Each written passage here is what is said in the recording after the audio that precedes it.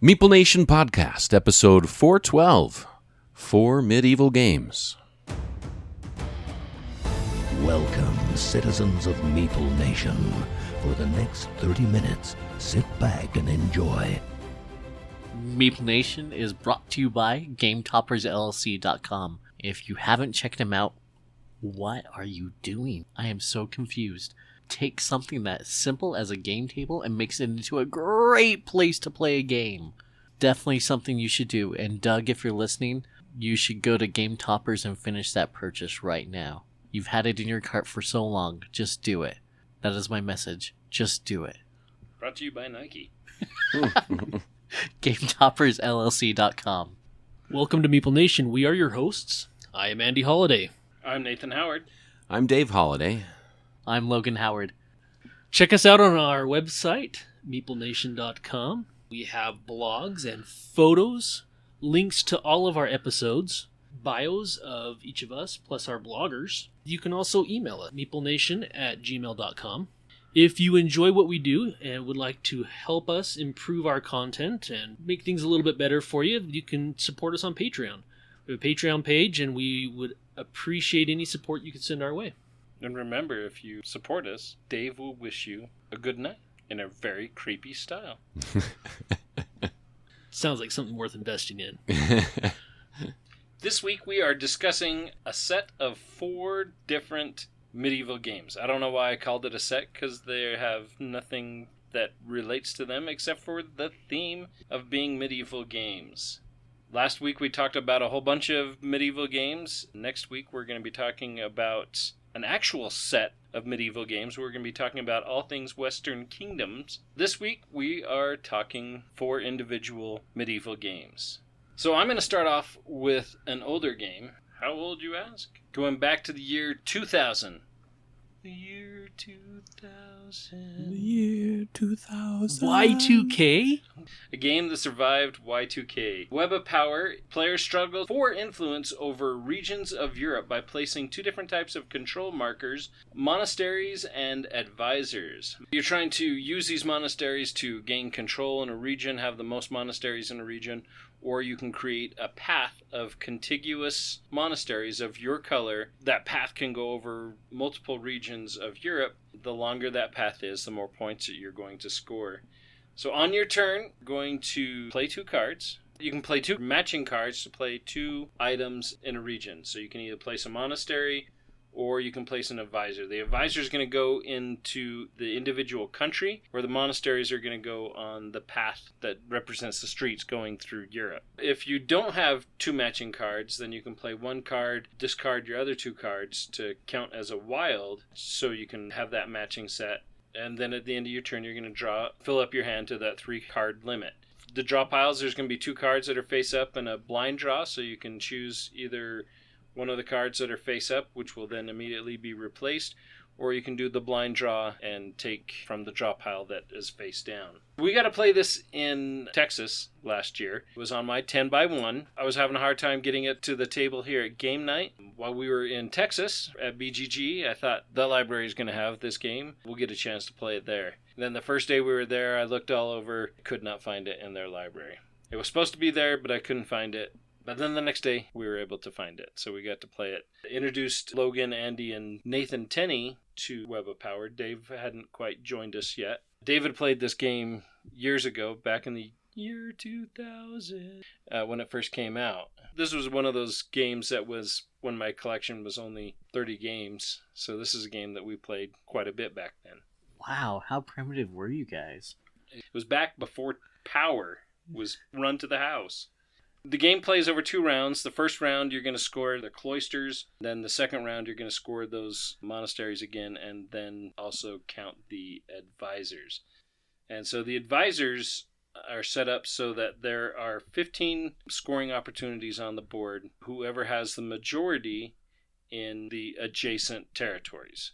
The territories that border each other, there's paths for those that are connected to England, go across waters to align that adjacency. But you will look at who has the most advisors in one of the 15 territories. If you have the most advisors in both territories, you're going to score points equal to the number of all advisors in each of those territories. If you're second, then you're going to score points for number of the highest players advisors in both those territories. Then if you're third, you're going to do the second highest player. The scoring is kind of unique in that way. The monasteries are going to score similar. You're going to score those by region. Whoever has the most cloisters or monasteries within a region, similarly going to score all the monasteries in the region. And then the second person is going to score the number that the first person had. You only score that during the first round. Intermediate scoring. The second round, you're going to score the monasteries again and the advisors.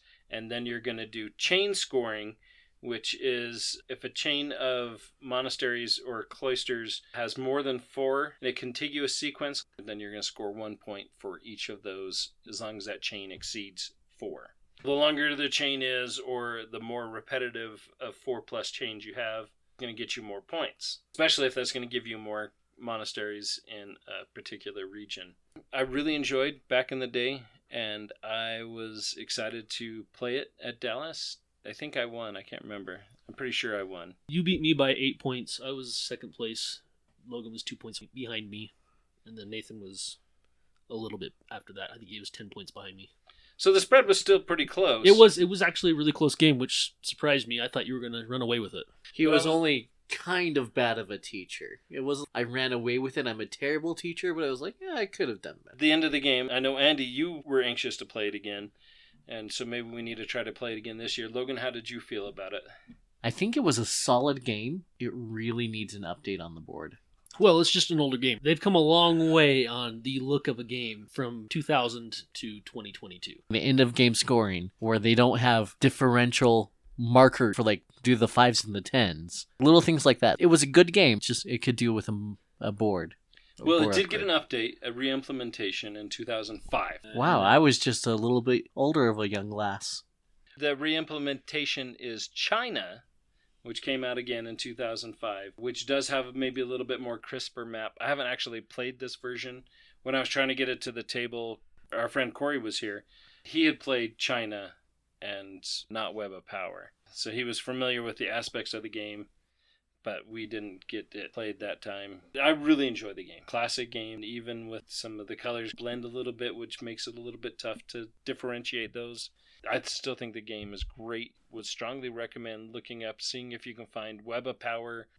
Web of Power has been re-implemented 3 times.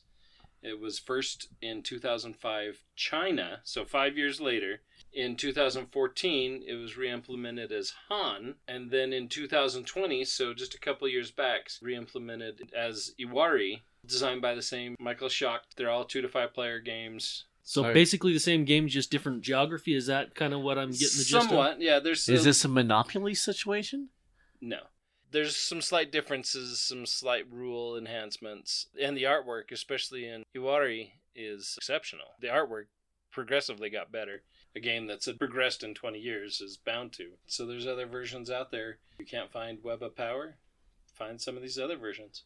Definitely recommend it because it was fun. When you brought this to the table to start to teach us, it has an area control aspect to it. I'm not a huge fan of area control games.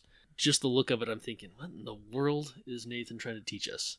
And I was very pleasantly surprised with how fun it was. I would always be willing to play it. Speaking of Dallas, while we were at BGG, we were able to talk to publishers Dragon Phoenix Games and the creators Harvey and Carly. They gifted us a copy of Storm Dragons, and so we got a chance to play that game. It has a lot of really good things about it. One thing I want to preface this with, be prepared to read the rules and reread the rules because they're not super clear. Watch videos, reread the rules. It's a solid game once you get past all that. Just be prepared for that. Players will be dealt or drafted a deck of 20 cards, combined combination of dragon and storm cards. Your purpose is to create a battle/storm front of power to challenge your opponents, gain the most dragons into your victory point pile. You have a hand of 5, and then your turn is you can play 1 card. Next round you can play another card. These dragons have lots of different abilities. They have different suits, so there's sorcerer dragons. There's guard dragons, there's royal dragons, and they all do slightly different things. You go off of what it says there. Dragon battlefront that you have the head dragon in charge, and then you have what was called the wing and the tail are the middle and bottom cards.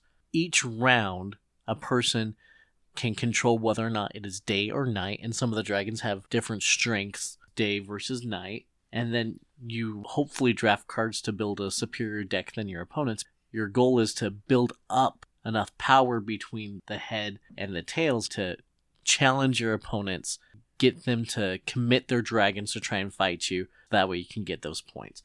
All the dragons have either an instant effect or a persistent effect, but it was only affected if it was the top dragon. Other dragons / other storms that augmented that order, so it was adjusted it from round to round. If you felt confident enough with your strength rating, you would issue a challenge, and then everybody would have one more turn to see if they can get enough cards to beat you or to alter your strength by shifting your dragons around.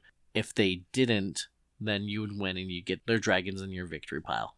Game ends when somebody can't draw any more cards from their deck. Depends on how many players you play with about how long it takes to go through each of those rounds. The variety and the quality of the cards is fantastic. The artwork that they did with all the dragons is really top notch. This was a game that I thought was very interesting. Like you said, the rules were kind of difficult to get past. In fact, throughout the game, we had to keep going back and reading and then walking away with, I think this is what they mean, those kinds of things. And that's always hard for me. I love the abilities that the dragons have. I love the storms. I love the idea. The gameplay is pretty cool. One thing that I thought was really interesting was there's a little token, the day or night token. The person who starts the round decides if it's going to be day or night, starts that way. And all the cards, they have different stats, I guess. The dragons will have a different strength during the day than they do at the night, and vice versa. The same with the storms. I thought that was really cool. And then there were cards, some of the abilities would change that, would flip that token to make it night instead of day or whatever, right? And then there were some cards that actually locked it and said, you know what, it's now night and it cannot be changed, which was really frustrating for me because you had a bunch of good night cards and my cards were not good for the night. So, which it didn't help at all because you won all but one of the challenges. Yeah, that was the challenge, when you made it persistently night and I couldn't change it. I think if you were to pick this game up, I would suggest, even if it takes a longer setup, going through your cards and seeing which cards are to draft instead of just being randomly dealt. You have the better ownership of your deck. You're trying to build something, see if it works out together. When I have games like this, I feel a greater sense of accomplishment, or even just like I built something that I at least liked the idea of, even if I lose. Oh, that would have been a really good combination if I would have been able to get it out there. That type of thing.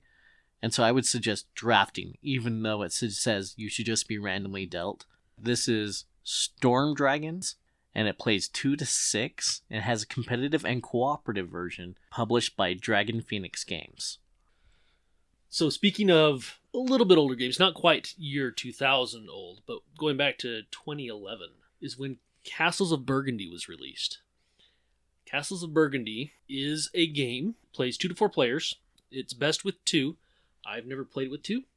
I think it plays great 3 and 4. Playtime is 30 to 90 minutes, which, because I've only ever played it 3 to 4 players, it's always been on the longer side of that, closer to the 90-minute side. Designer is Stefan Feld.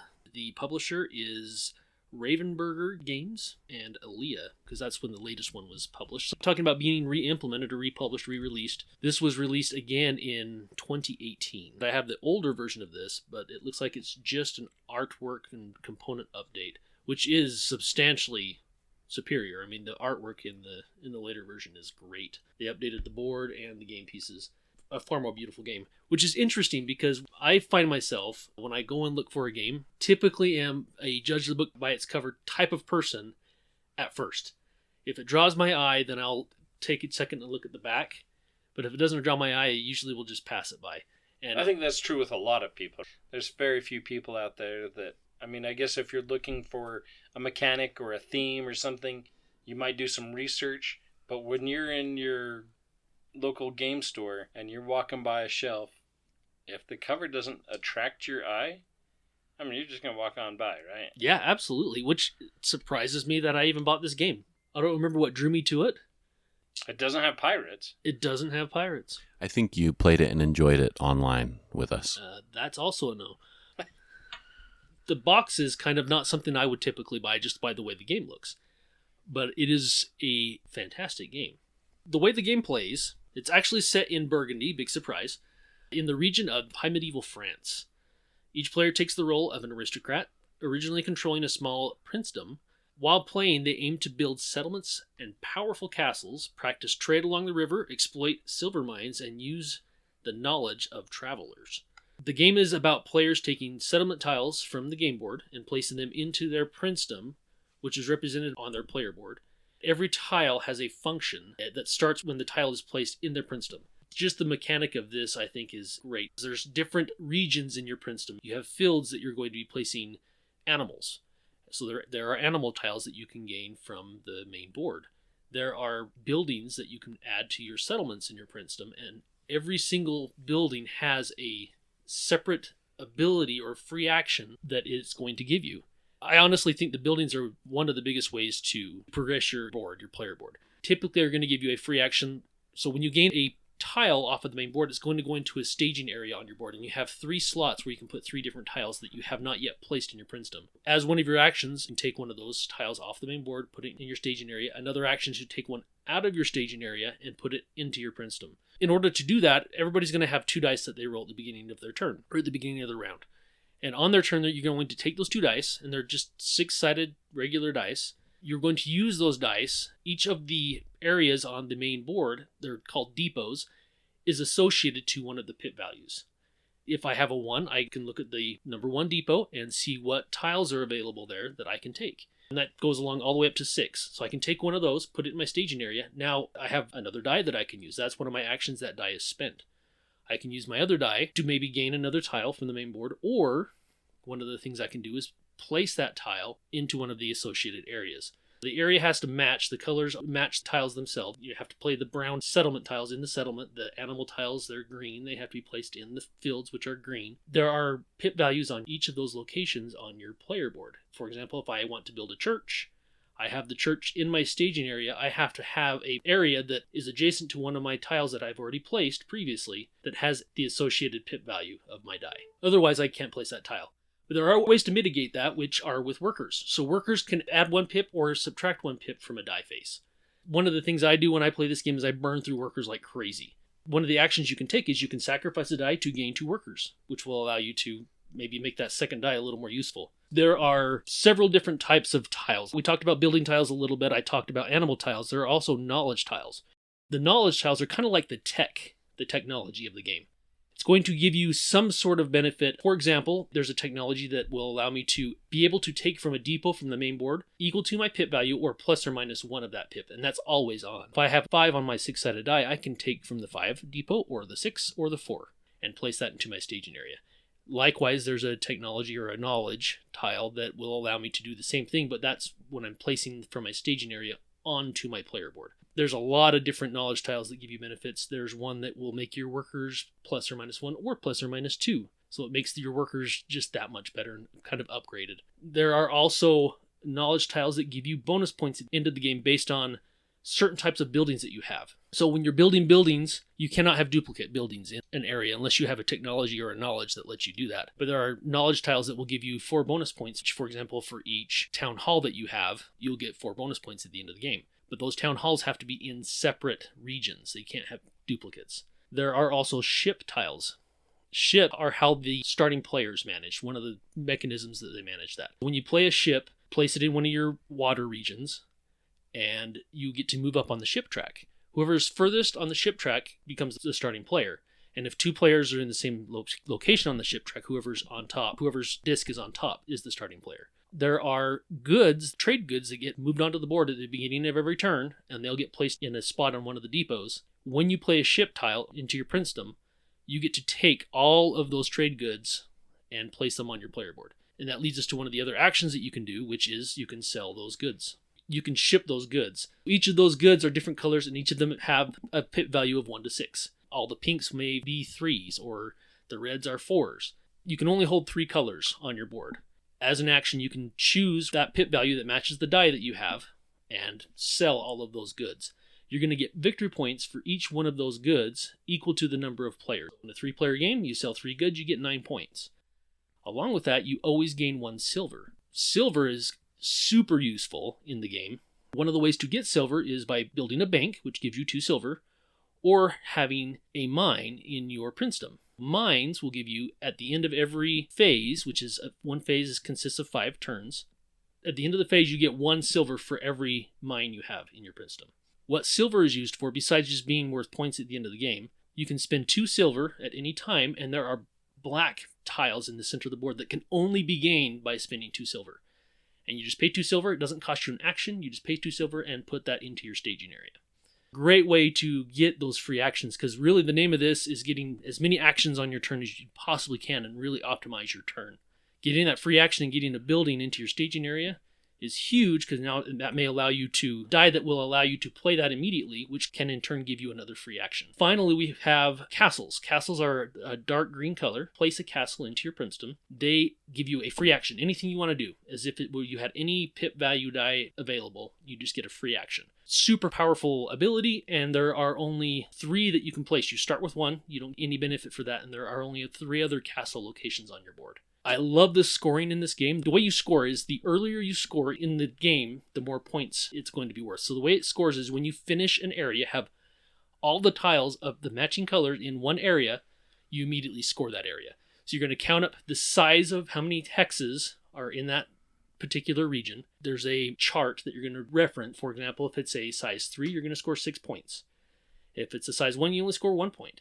But then you also look at what round you're in. First round, you score 10 points for finishing something, whereas in the last round, you score 2 points for finishing something. So is this a game where it's tough to overtake the winner? No, it's actually not. Okay. There's a standard board they recommend you start with for everyone, and then they have on the other side of all the player boards, there are different maps, so it's random. I've played this a fair bit recently. The first time we played it, back in December, I was running away with the game. I had a lot of small little regions that I was finishing super fast and getting those 10 points. But later in the game, people start filling in those size 8, size 7, size 6 regions, and you start scoring big points for those regions. Yeah, it's later in the game, so you're not getting all those points for the round, but you're getting all those points for having the larger areas. Honestly, equals out pretty well. We played this with Doug, and I was, once again, destroying everyone, and he came back at the end and won. So I don't think it's one that one player just absolutely dominates and nobody else can. I think they did a good job of balancing that out and making it so that you really don't know. You can be keeping score, but it can change. And a lot of that comes down to bonus points at the end of the game, because there's a lot of knowledge tiles that give you bonus points. One thing I love about it is that there are so many different paths to victory on this. You can focus more on selling and shipping those goods with your ship tiles, scoring a ton of points that way. Or you focus on building out buildings quick, and if you have a lot of different regions for settlement regions, you can focus on getting a specific type of building, because you're allowed to get multiples of those because you have a lot of different settlement regions, and then getting the knowledge tiles that give you those bonus points for that particular building type. Like I said, there's a ton of different buildings that do something different with every single one of them. Going to give you some sort of free action that you can use. In the case of the bank, it gives you a 2 silver that you can use, which you can spend as a free action. That's the gist of the game. You want to optimize your turn. I just love the variety of things you can do, the multiple paths to victory, lots of different ways to score points. It just plays nice. So even with optimizing your turn, how long are you talking about player turn? Is it everyone's doing it at the same time? No, everyone takes their turn player order, but you only have 2 dice. You start out with basically 2 actions. It is possible to get more than 2 actions, obviously. If you're placing a building, it's going to give you a free action. I've seen people get up to 4 actions on their turn. It doesn't go much beyond. It doesn't get crazy. Very fast-paced. Everybody's taking 5 turns in one phase, and there are 5 phases. And it plays in 90 minutes with 4 people. It really doesn't bog down much. Throughout the game, you're going to score points. Once one person finishes placing all the tiles of one color, so if I finish all of my water regions, I have a ship placed on every one of them, there's extra point tiles that you're going to get and score points for. If I'm the first person to finish on my water, I'm going to score 6, 7, or 8 points depending on player count. The second player is going to get a bonus tile as well. The second player to finish all of their tiles of that particular region. It's just not going to be as many points. You can try to focus on getting those regions finished off quickly. There's a knowledge tile that gives you bonus points for each one of those bonus tiles that you gain at the end of the game. Fantastic game. I love it. I have forgotten how much fun it was until I pulled it out in December and started playing it again. I would highly recommend it to anyone. They have a newer version of it out. Well, they also have a card game version of it. And do. a dice game version of it. I have played the dice game. I own the card game, but have not played it. The dice game's fun. I don't think it holds up to the actual board game. It's enjoyable. Castles of Burgundy, the board game, has an 8.1 rating. That's actually the 2011 version. The 2018 version has an 8.5 rating. Right. We rated that highly on BoardGameGeek.com. I don't see many games that get a rating that high. So it's not just Andy Poops, and it's not just me that would recommend this game. A lot of people would recommend this game. So that's Castles of Burgundy. I'm going to talk about a game that is also from the year 2000, Nathan. The year 2000. Y2K. 2000. Is this a reference I don't get? Yeah, it was Conan O'Brien back in the day. Actually, he did it for a long time. It was kind of awesome. Anyway, Carcassonne came out in the year 2000. Game for 2 to 5 players, 30 to 45 minutes. It says age 7+. And as I was looking at that, I was going, you know what? I really think it probably is. That's one of the things that I like about this game is it's very simple, very easy to explain. This was a game that I think qualifies as a good gateway game. It was designed by Klaus Jürgen Vrede, published by Hans im Glück. Very simple. Tile placement is the name of this game. Well, Carcassonne's the name of this game, but tile placement is the activity of this game. In Carcassonne, it's really, really simple. On your turn, you are going to draw a tile and play a tile, and then you have the option to place a meeple, if you would like to, on that tile. The artwork on this, I actually really like. It's very simple. It's not beautiful artwork, I wouldn't say, but it's cool. And by the time you get done putting together this board, it's really a nice looking game. It's set in Carcassonne region of southern France. The tiles will have mostly green background, is like grassland or whatever. Some of them will have roads and bridges, and some of them will have cities or segments of cities. Some of them will have cloisters on all this grassland. As you are building out, there are placement rules. You have to place a tile next to, orthogonally, another tile, and it has to match. You can't put a road that goes into the side of a grassland. The road has to connect to a road. Cities have to connect to cities, and so on. And what you're doing is you're trying to generate points. When you place a tile that has a road on it, you can place a meeple on the road. That meeple is now a robber on the road. He remains there until that road is finished, until it has beginning and an end. And then you score 1 point per tile that road is on. The roads are pretty simple. Some of them are just a straight road right down the middle of the tile. Some of them are like a 90-degree bend. Some of them are a little bit different than that, but I mean, that's it for the most part. They're very, very simple. When you place a tile that has city space on it, you can place a meeple in the city. He becomes a knight in that city, and he remains there until that city is finished, meaning it has a border all the way around the city. At that point, you count up the number of tiles in that city, and you score twice that many points. Now, it's possible at the end of the game that you'll place a meeple on a road or in a city, and they'll remain there for the whole game because that road or city will never get finished. There are a lot of tiles, and this does end up getting pretty big. Through the nature of the game, through the nature of the placement rules, it's possible to lose your meeples and never be able to get them back.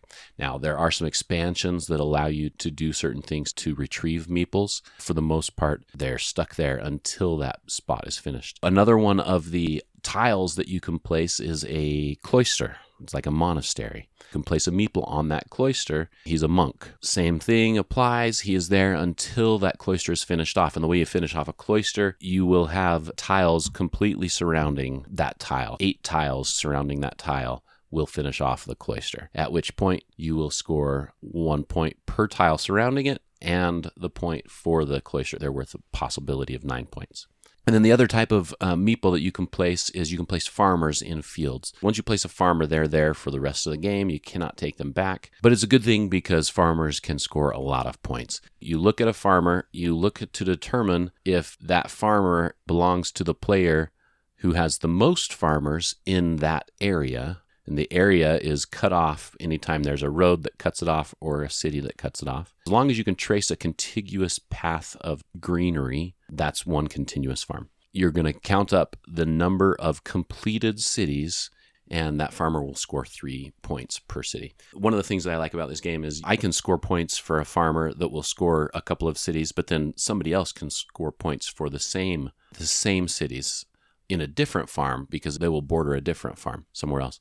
And then the other thing that I really like about this game, where you get some player interaction, once a robber is on a road, you cannot place another robber on that road. It's my road if I have a robber there. Same thing in a city, same thing in a farm. Once a meeple is placed there, somebody else can't come in and place another one. However, you can place a meeple on a road or in a city that is close to that city, and then through the nature of placing more tiles, adding to that city or road or farm, you can kind of sneak your way in and be sharing the points. Or if you can get more meeples than anyone else in that city, road, farm, then only you will score points for those. And so you have to kind of sneak in, and it can be kind of tricky. That's one of the things that I like about this game, is just trying to figure out ways of sneaking into other places and taking those points. So fun fact, Carcassonne is the first game to use the term meeple. They use the term meeple in their rule book, and has then universally become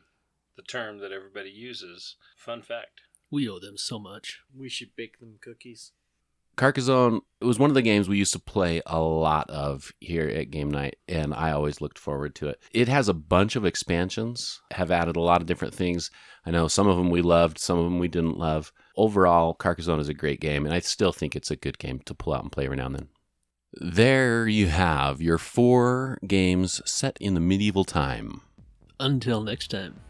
We'll see you seeing if you can pull out King Arthur's sword at the game table, even though none of our games talked about King Arthur. As always, we want to thank you for listening. Check out our website. We have all sorts of cool things there. Love those blogs. Get a deeper look into the writing side of Meeple Nation. Join our Facebook group, Meeple Nation Off Air. I look forward to seeing you there. Follow us on Twitter, @MeepleNation. We also have Instagram. Under the same name. We also want to thank our sponsor, GameToppersLLC.com. We love their product, and there's so much goodness out there. And we also want to thank Braden Detergent for our music.